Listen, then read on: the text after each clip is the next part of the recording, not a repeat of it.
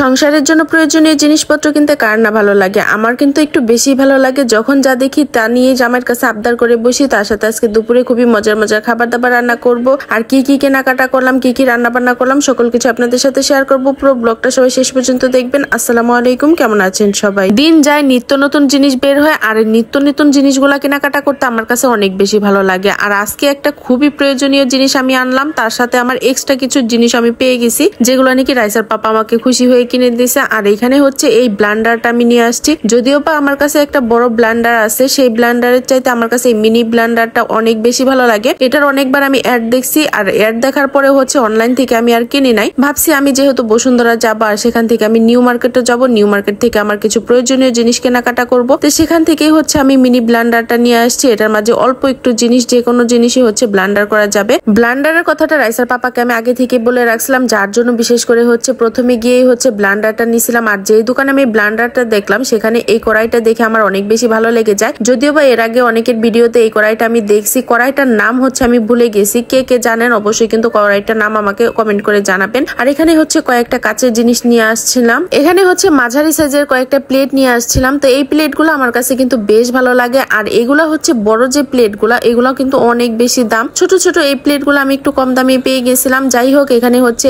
চা খাওয়ার কাপ নিয়ে আসছি, 2টা কাপই নিয়ে আসছি, বেশি নিয়ে আসি নাই। আমার অবশ্য যা দেখি তাই অনেক বেশি ভালো লাগতেছিল, তো সবকিছু তো আর নিয়ে আসা সম্ভব না। পছন্দ থেকেই হচ্ছে কিছু কিছু জিনিস নিয়ে আসছি। তার মাঝে এই জিনিসটা আমার অনেক বেশি ভালো লাগছে, সসের এই বাটিগুলা হচ্ছে রেসিপি কোনো কিছু করতে গেলে অনেক বেশি প্রয়োজন পড়ে, যার জন্য হচ্ছে আমি 6টা একসাথে নিয়ে আসছি। আর এখানে হচ্ছে 2টা বাটি নিয়ে আসছি একই রকমের। এই প্রিন্টের বাটিগুলো আমার কাছে বেশ ভালো লাগে। বাটি 2টা কিন্তু একই রকমের ছিল, শুধুমাত্র কালারের ভিন্নতা ছিল। আরো হচ্ছে 2-3টা জিনিস নিয়ে আসছে, সেগুলো হচ্ছে আর ভিডিও করে নেই। ভিডিওটা এমনিতে অনেক বেশি বড় হয়ে যাচ্ছিল, তার সাথে একটু রান্না বান্নার ভিডিও যেহেতু শেয়ার করব। আর এখানে এই কড়াইটা আমার কাছে কিন্তু অনেক বেশি ভালো লাগছে। কড়াইয়ের কিন্তু ঢাকনা আমি এক্সট্রা ভাবে কিনে নিয়ে আসছি। এই ধরনের কড়াইগুলো হচ্ছে ঢাকনা ছাড়াই বিক্রি করে, এগুলোর মাঝে ঢাকনা থাকে না। আর আমার হচ্ছে এই সাইজের ঢাকনা ছিল না, যার জন্য হচ্ছে একটা নোহার ঢাকনা নিয়ে আসছি। তার সাথে আজকে দুপুরে রান্না বান্নার কথা তো আর শেয়ারই করলাম না। এখানে ইলিশ মাছ বের করে নিয়েছি, পুঁটি মাছ, মূলা দিয়ে হচ্ছে আলু দিয়ে ইলিশ মাছটা রান্না করব, পুঁটি মাছ ভাজা করব। আর হচ্ছে লাল শাক নিয়ে নিয়েছি, সেগুলো হচ্ছে ভাজি করব। আজকে কিন্তু নতুন কড়াইয়ের মাঝে রান্না বান্না করব। নতুন কড়াইয়ের মাঝে রান্না করতে কেমন লাগে সেটাও আপনাদের সাথে শেয়ার করব।